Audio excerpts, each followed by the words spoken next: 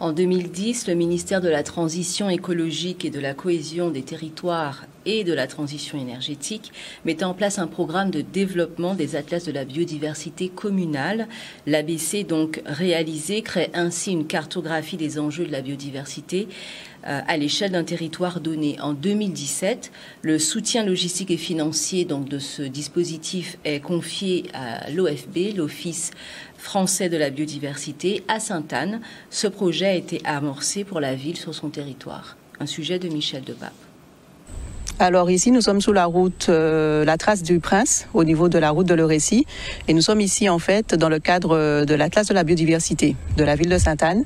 Et il s'agit donc d'un inventaire participatif afin d'inventorier la flore de cette trace, donc toutes les plantes, tous les petits arbustes, toutes les herbes que l'on peut retrouver au niveau de cette trace pour ensuite venir enrichir notre Atlas de la biodiversité.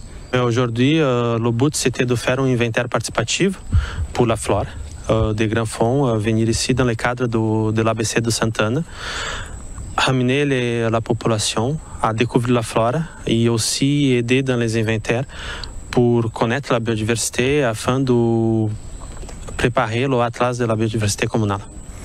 En fait, c'était d'un côté le but de noter le maximum des espèces qu'on les trouve, savoir où est-ce qu'ils sont, parce que ça permet après de faire l'atlas et aussi apprendre aux gens à identifier un peu la flore pour être plus autonome et pouvoir participer dans l'inventaire participatif.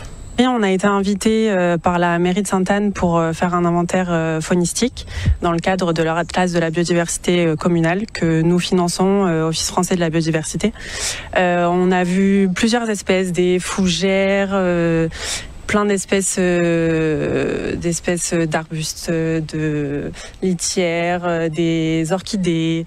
On a vu plusieurs plantes différentes. J'avoue que je ne rappelle pas tous les noms, je ne suis pas une experte, mais c'est très intéressant. On voit pas mal d'espèces différentes qu'on ne ferait pas attention habituellement quand on se balade en sous-bois comme on l'est ici.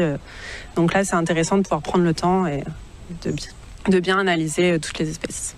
On en a vu quelques-unes, des espèces qui sont en danger, des espèces endémiques qui sont envahies par d'autres espèces qu'on appelle les espèces exotiques envahissantes. Donc c'est là où il est important de les protéger. Donc il y a certaines espèces qui ont des statuts protégés, d'autres non. Mais voilà, on en a vu quelques-unes, quelques exemples.